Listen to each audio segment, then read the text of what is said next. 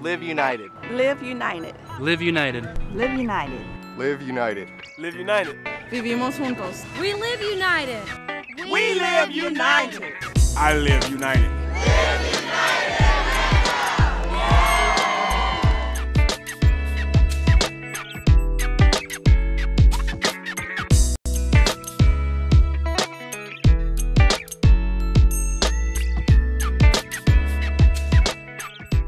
Hello and welcome to Live United, a show that explores how, when community partnerships are formed and when people work together, lives are enriched and changed for the better. I'm Milton Little, host of Live United.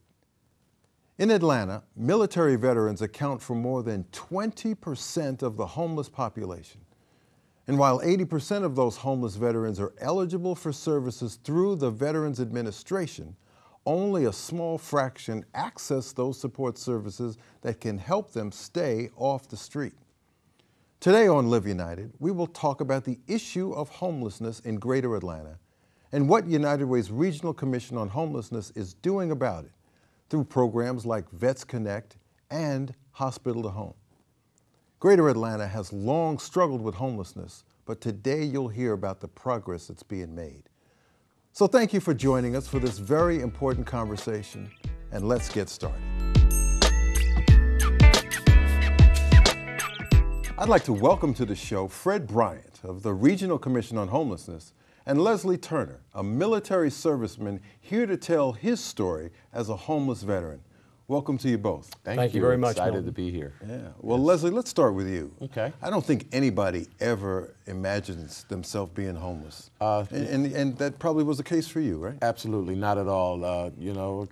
Grew up in a normal household, mother and father, went to school, went to college, and went into the military. And after the military, established my career with AT&T at the time, and everything was going really smoothly. And after my divorce, I moved here to Atlanta back in 2008, and I had a contract with a corporation called ITT working for the FAA.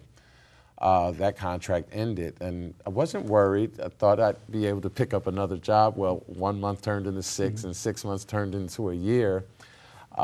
Exhausted my resources as far as for unemployment, then had to tapping into savings and my 401k, and exhausted all of those resources. December the 14th of 2009, got ill, went into renal failure, so I wound up in the hospital for over a month.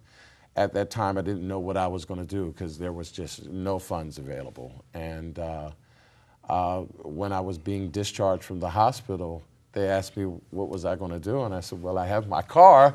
Maybe I'll go back up north or something, but I didn't want to do that. And the social worker connected me through Atlanta Outreach with a program, through the United Way with a program called Atlanta Outreach through Vet Connect. And homeless to me was somebody who stood under a bridge with a sign that said, we'll work for food. So I didn't know what to expect. I was very afraid. I didn't know the challenges that I was going to be faced with, because now here I am without a home and I'm ill. And so I have to do dialysis and, so no permanent housing. And through these programs, they put me in a transitional house.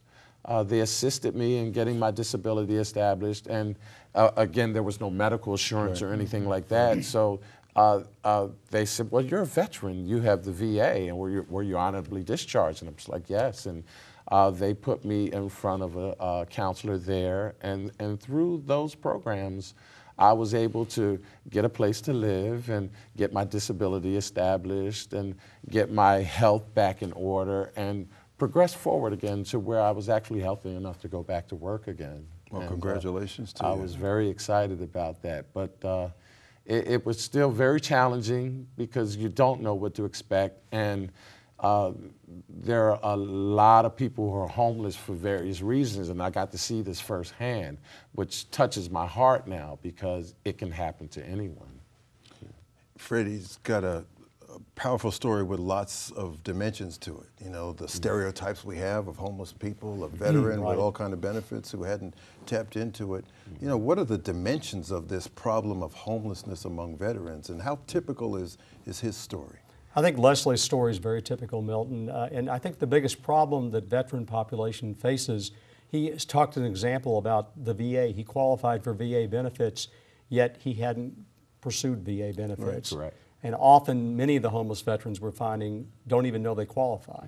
And so therefore, they're not going to get a health treatment or voucher treatment that they might be eligible for otherwise. Let me ask you about that, because those of us who have not been veterans, and I'm not a veteran, presume that when somebody's exiting the military, they get all this information about everything they're eligible for, and you know, it just seems like they're just ready to go after every benefit that's available. What's going on? What happens is often, and I was fortunate when I retired, I didn't have that issue, but often what will happen is there'll be a door that closes for them. Okay. Or they'll run up against somebody who doesn't help them through the process, and therefore they immediately become distrustful. Okay. And they look back and they say, look, I was in this squad, I was in this platoon, I was in this group of other people who I trusted with my life, Right.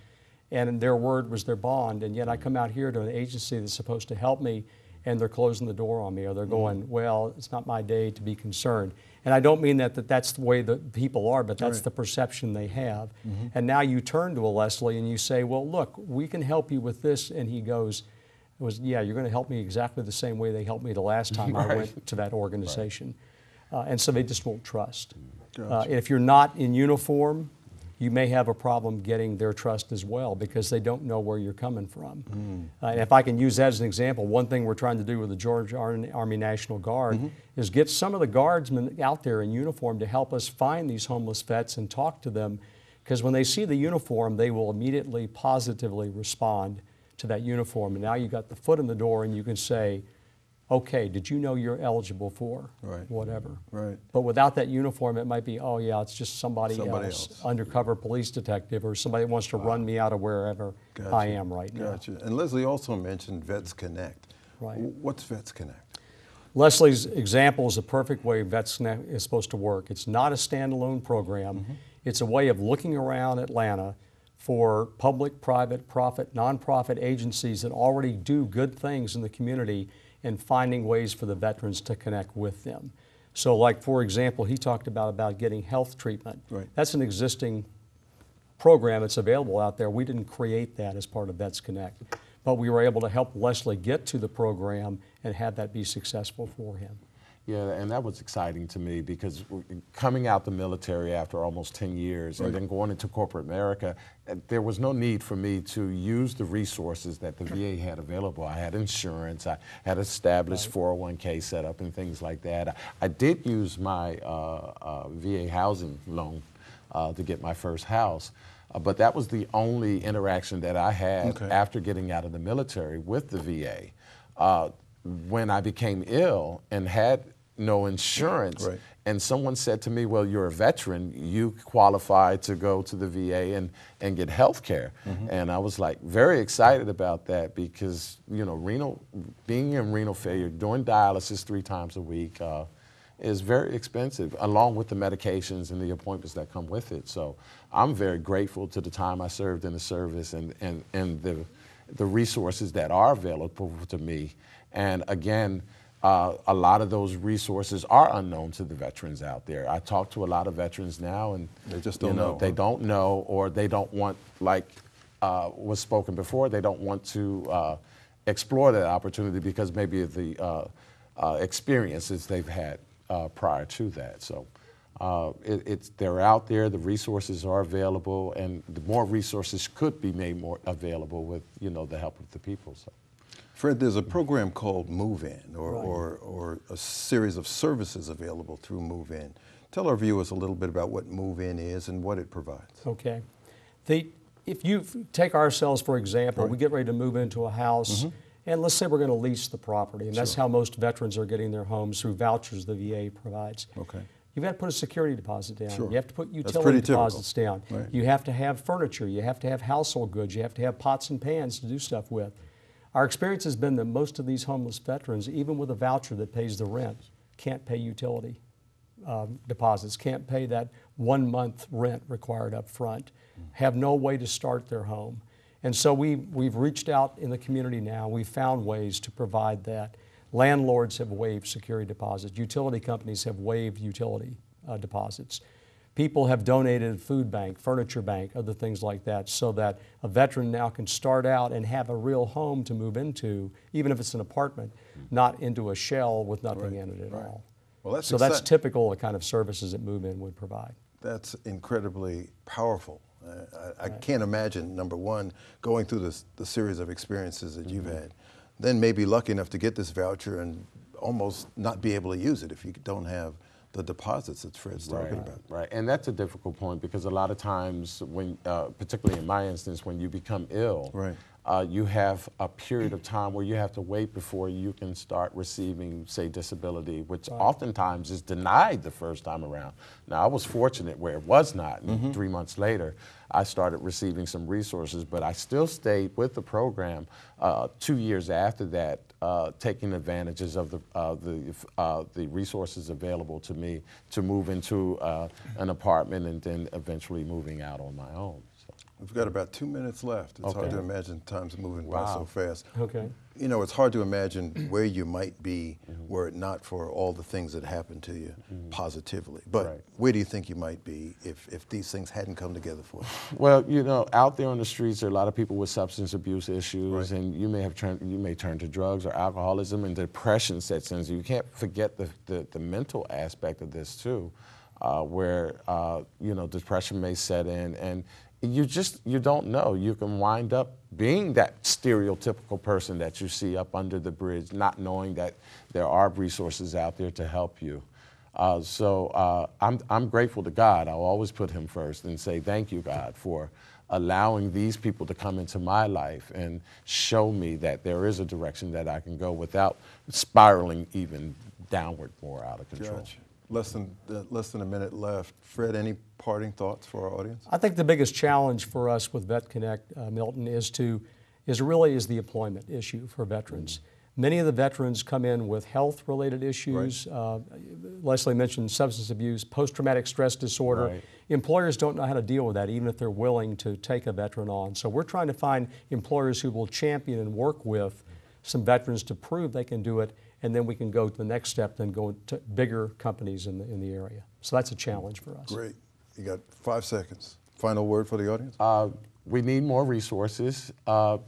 Take the opportunity to imagine it happening to you and then see what you can spare to donate the resources to these type of programs out there to help the veterans. A lot of veterans coming back from the Gulf War, from Afghanistan and Iraq. So they're going to need help. Thank you, Leslie. Thank you, Fred, for being here today. Providing homeless veterans with supportive housing, furniture, health services, drug treatment, case management, and more is the least our community can do for the men and women who once put their lives on the line to protect our rights and freedoms. Some may think about homelessness as a personal choice or something caused by an individual's unwillingness to look for or keep a job. The vast majority of homeless, like Leslie Turner, would have chosen a completely different path. And in Leslie's case, we're on a different path, but somehow the cards became stacked against them. Many others work, but they're not earning enough to enable them to afford a safe and comfortable and clean place to live. Others are even school-aged children whose parents lost good jobs because of a bad economy. The bottom line is that the faces of homelessness are many, and everyone has individual circumstances. So let's not judge or belittle anyone because of their homeless condition. Any one of us could be just a layoff away from being in the very same situation.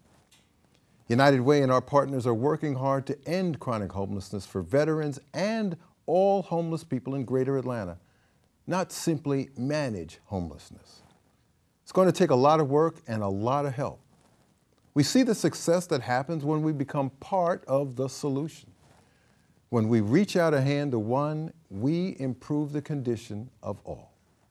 We'll be right back. Change. It begins with a simple act. An outstretched hand, an open door, a second chance. Together, the momentum of our actions is a force unlike any other, clearing the way to new beginnings, higher hopes, bigger dreams. A gift to United Way means a child has a chance to learn. A mother has a healthy newborn. A young man earns a stable living. A family has a place they're proud to call home. Giving to United Way, a simple act, changes the course of a life, the position of the family, and shapes the future of your community. Giving to United Way simply changes you. Be the change you want to see. Be Greater Atlanta.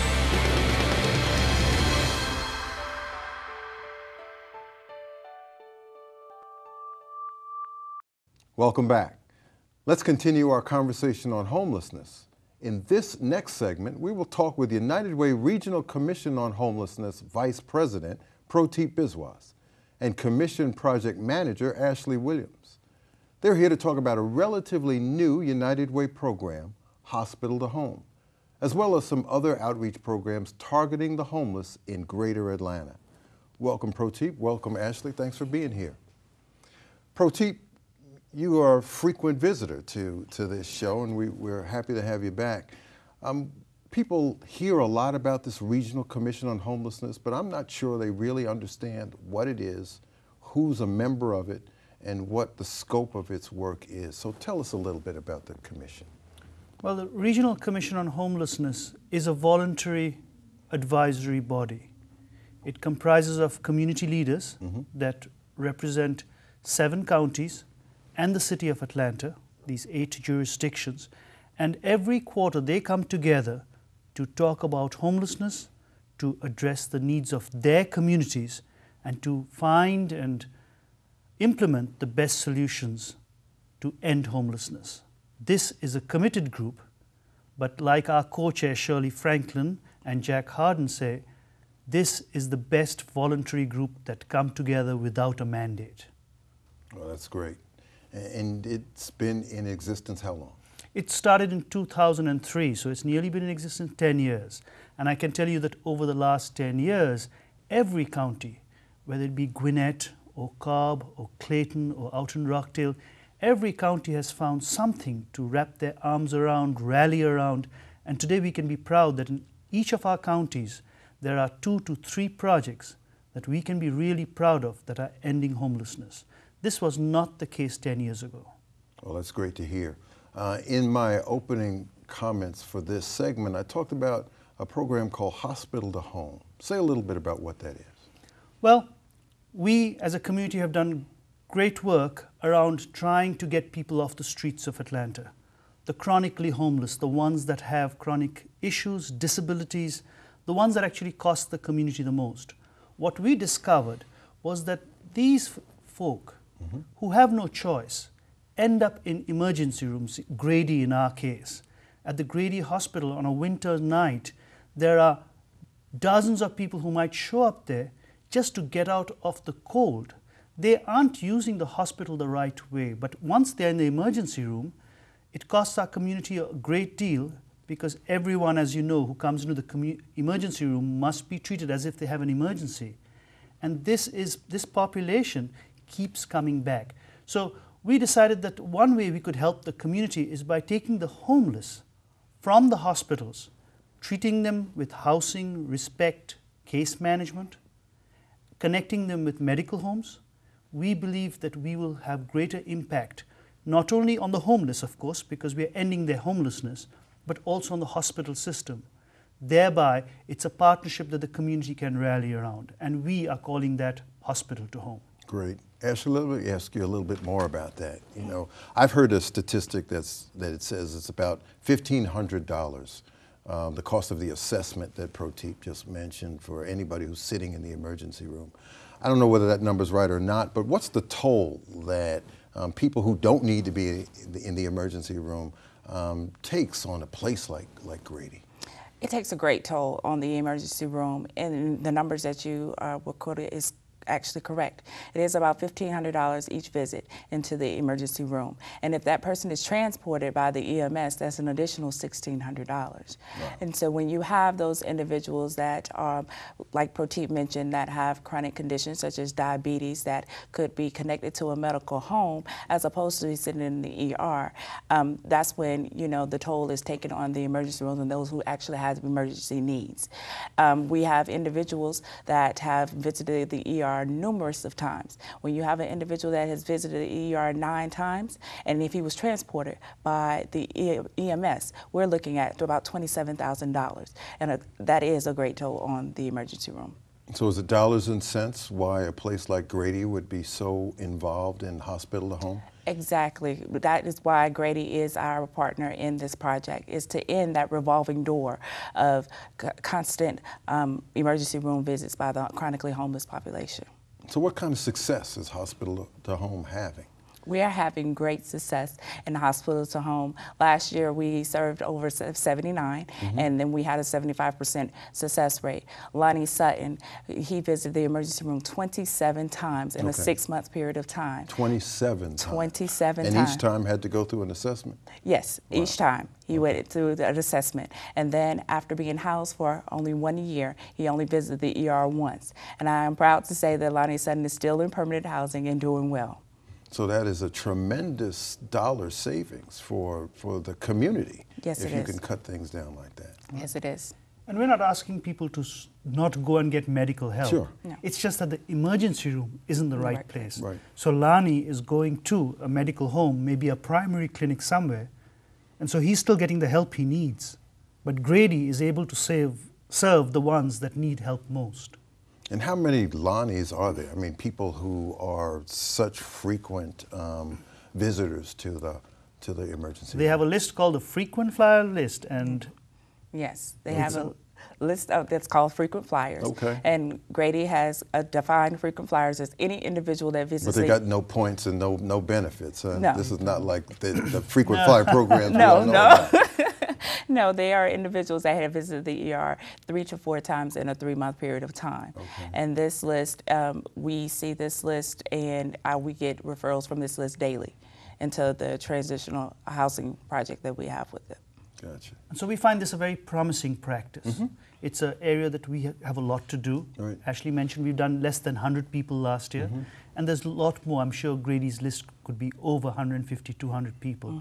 And then there are the other hospitals around here too. So as a community, if we come around to address these critical population that needs the maximum help, we should be able to make a big impact on their health outcomes.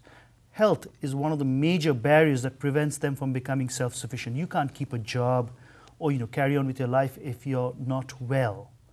And what happens is when you're treated at the emergency room, you're just diagnosed, given your medication, and let go. Recovery happens when you have a place to go to recuperate. We get better because we are at home and a loved one gives us the bowl of chicken soup, not just getting to the doctor's office. These homeless folk don't have that, and so they keep coming back.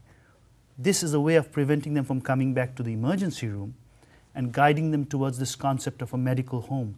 We want people to have a medical home. We want doctors to know their patients, patients to know what to expect, because we've been told that has better health outcomes. We would love to prevent these conditions for even the most chronic homeless. I just want to make sure we clarify the two issues you're talking about. Number one, you've got people who are going to the hospitals because they don't have anywhere else to go. That's right. And then you've got folks who are going there and do have an illness, but perhaps don't have another medical home. And so we've got those two, at least those two strands of folks. Is that not right? That's right. That's correct. And someone who doesn't have a home also doesn't have the education and the ability to go to another place. Right. So theoretically, everyone could have a medical home, but a person who's homeless is likely to reach Grady because it's within walking distance because he's somewhere close, right, or reaches Grady because no other place will see him. While if we can work with them and, for example, if they have disabilities, get them the benefits, then they get access to medical insurance, right, or at least are able to see doctors and at least provide some reimbursement for their services. So it's not just dollars or cents, it's the right thing to do. We would be much better off if we took our veterans, our homeless individuals who are on the streets and connected them with hospitals, right? But got them into the right place, and a primary healthcare clinic is the right place. What else is the Regional Commission doing that's making a difference in the way that hospital to home is making a difference? I think what we're doing well is connecting with the rest of the community and learning about best practices. So whether it's women and children, whether it's veterans, whether it's groups of homeless, youth, for example, we want to find those best practices and ask our partners to learn from across the nation. It's about learning about best practices and implementing here in Atlanta. Ashley, any final thoughts you have for our audience? Well, I would like to say, as Protein had mentioned, the Hospital to Home project has started in Grady, and we are looking to expand that effort. We're looking to expand that effort to include other hospitals and continue to target the population that we are, the underserved. And it's making a big difference. Protein, any final thoughts? We are lucky to have a community like ours which is willing to come together, and on this issue of health, we hope we come together and do the right thing. So Hospital to Home is just a starting step. We welcome people to tell us where else we should go and learn from best practices. We want to be a community that learns from everywhere and applies the best in Atlanta. And in a community that doesn't have a lot of examples of multi-jurisdictional efforts focused on a single goal, this Regional Commission is pretty special. I would say so, and our co-chairs would agree. They say this is the best voluntary effort in the community. Thank you, Proteep. Thank you, Ashley, both for joining us today. While homelessness affects people of all ages, races, ethnicities, and geographies, there are some groups that are at increased risk of homelessness, according to the National Alliance to End Homelessness. These are people discharged from prison, young adults who are aging out of foster care, as well as uninsured people. With critical programs that address why people become homeless in the first place, United Way's Regional Commission on Homelessness continues to build strong partnerships that offer those who are willing a way out of homelessness for good.